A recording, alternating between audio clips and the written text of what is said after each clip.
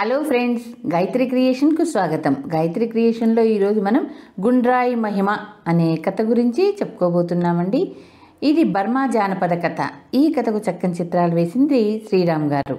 ఒక ముసలిది చనిపోతూ తన ఇద్దరి మనమలను పిలిచి, నాయనలారా, నా దగ్గర వెండి బంగారాలు లేవు, వంట ఇంట్లో సన్నికళ్ళు గుండ్రాయి ఉన్నాయి, సన్నికళ్ళు పెద్దవాడు, గుండ్రాయి చిన్నవాడు తీసుకోండి, సుఖంగా కాలం గడపండి అని చెప్పి ప్రాణాలు వదిలింది. సన్నికలు నాకెందుకు, నేనేమన్నా వంటలు చేసుకొని బతకాలా అనుకుని పెద్దవాడు మరో గ్రామానికి వెళ్ళి ఒళ్ళు వంచి పనిచేసి బాగుపడ్డాడు. చిన్నవాడు మటుకు గుండ్రాయి వల్ల ఏదో ఉపయోగం లేకపోతే అవధిని నాకు ఇవ్వదు అనుకొని అస్తమానం దాన్ని తన వెంట పెట్టుకొని తిరిగాడు. వాడు ఆ గుండ్రాయి వెంట పెట్టుకొని తిరగటం చూసి ఊళ్ళో వాళ్ళంతా వెటకారం చేసేవాళ్ళు.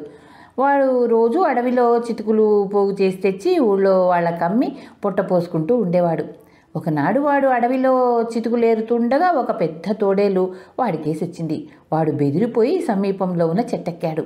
భయపడకు, నేను నీకేమీ హాని చేసేందుకు ఇక్కడికి రాలేదు, నీ దగ్గర ఉండే గుండ్రాయి ఒక్కసారి అరువు ఇయ్యి చాలు అన్న తోడేలు. దాంతో నీకేం పని అని వాడు తోడేలుని అడిగాడు. నా జత తోడేలు ఇంతకుముందే చచ్చిపోయింది, నీ గుండ్రాయి ఒక్కసారి దాన్ని ముక్కు దగ్గర పెడితే అది మళ్ళీ బతుకుతుంది అన్నది తోడేలు. నా గుండ్రాయికి అంత మహత్తుందా అన్నాడు వాడు. నా వెంట వస్తే నీకే తెలుస్తుందిగా అన్నది తోడేలు. వాడు చెట్టు దిగి తోడేలు వెంట బయలుదేరాడు. అడవిలో ఒకచోట చచ్చిన తోడేలుంది. ముసలమ్మ మనవడు తన గుండ్రాయి తీసి ఆ తోడేలు ముక్కు దగ్గర పెట్టాడు. వెంటనే దానికి మళ్ళీ ప్రాణం వచ్చింది. నీ గుండ్రాయి మహిమ దాని వాసనలో ఉంది, ఈ రహస్యం ఎవరికీ తెలియనంత కాలము దానికి ఆ మహిమ ఉంటుంది అని తోడేలు వాడికి చెప్పింది. చిన్నవాడు తన గుండ్రాయితో సహా గ్రామానికి బయలుదేరాడు. దారిలో ఒక కుక్క కళేబరం కనిపించింది. వాడు తన గుండ్రాయి తీసి చచ్చిన కుక్క ముక్కు దగ్గర ఉంచాడు. కుక్క వెంటనే లేచి నిలబడి తోకాడిస్తూ చిన్నవాడి వెంట బయలుదేరింది. త్వరలోనే చిన్నవాడి ఖ్యాతి గ్రామానికంతా పాకింది. వాడు ప్రాణాలు కూడా పోయగల ఘనవైద్యుడయ్యాడు. అయితే ప్రాణాలిచ్చే శక్తి ఉన్నది వాడి గుండ్రాయిలోనన్న విషయం ఎవరికీ తెలియదు. కొంతకాలానికి రాజుగారి ఏకైక సంతానమైన కూతురు కాస్త చనిపోయింది. చిన్నవాడు వెళ్ళి ఆమెను మళ్ళీ బతికించాడు. రాజుగారు కృతజ్ఞతతో తన కుమార్తెను వాడికిచ్చి పెళ్లి చేసి రాజ్యానికి వాడిని వారసుని చేశాడు. రాజుగారి అల్లుడై కూడా చిన్నవాడు చచ్చిపోయిన వారికి ప్రాణదానం చేయటం మానలేదు. అందుచేత ఆ రాజ్యంలో ఎవరికి చావుభయం అన్నది లేకుండా పోయింది. ఒకరోజు చిన్నవాడికి ఒక ఆలోచన వచ్చింది. తన గుండ్రాయి వాసనతో పోయిన ప్రాణాలను తిరిగి తీసుకురావచ్చు. అలాగే ముసలితనం రాకుండా కూడా ఎందుకు చేసుకోకూడదు? ఇది నిజమో కాదో తెలుసుకుందామని వాడు ఒకరోజు గుండ్రాయిని తాను వాసన చూస్తూ తన భార్యను కూడా వాసన చూడమన్నాడు. గుండ్రాయి వాసన చూడడం రాజకుమార్తెకు అర్థం లేని పనిగా తోచింది.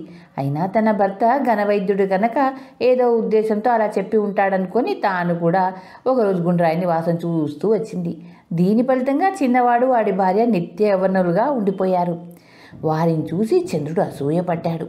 నిత్య యవ్వనం అనేది తనకు తప్ప మరెవరికి ఉండరాదని చంద్రుడి ఉద్దేశం.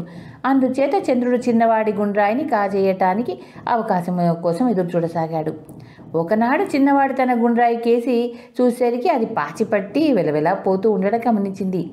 పాచి పోగొట్టడానికి వాడు దాన్ని ఎండలో ఉంచి తానే కాపలా కూర్చున్నాడు. ఇది చూసి రాజకుమార్తె, కాబోయే రాజు కదా, ఇదేం పని, గుండ్రాయికి నీవే కాపలా కాయాలా, ఎంతమంది భటులు లేరు అన్నది. నేను నా కుక్కను తప్ప ఇంకెవరిని నమ్మలేను అంటూ వాడు తన కుక్కను గుండ్రాయి కాపలా పెట్టి తాను లోపలికి వెళ్ళిపోయాడు.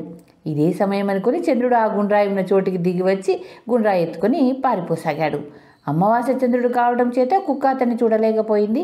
అయితే గుండ్రాయి వాసన దానికి తెలుసు గనక ఆ వాసన బట్టి తరుముకుంటూ వెళ్ళింది. ఆ కుక్క ఇంకా చంద్రుడిని తరుముతూనే ఉంటుందంటారు బర్మా వాళ్ళు. చంద్రగ్రహణం కలిగినప్పుడు అదిగో చంద్రుడిని కుక్క మింగింది అంటారు. గ్రహణం విడగానే కుక్క చంద్రుని కక్కింది అంటారు.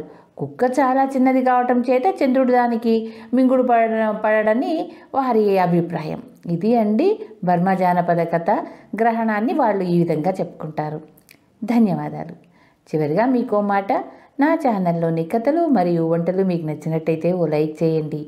మీ బంధువులకు, స్నేహితులకు, తెలిసిన వాళ్లకు షేర్ చేయండి. మరిన్ని టేస్టీ వంటల కోసం, మరిన్ని మంచి మంచి కథల కోసం గాయత్రి క్రియేషన్ను సబ్స్క్రైబ్ చేసుకోండి. ధన్యవాదాలు.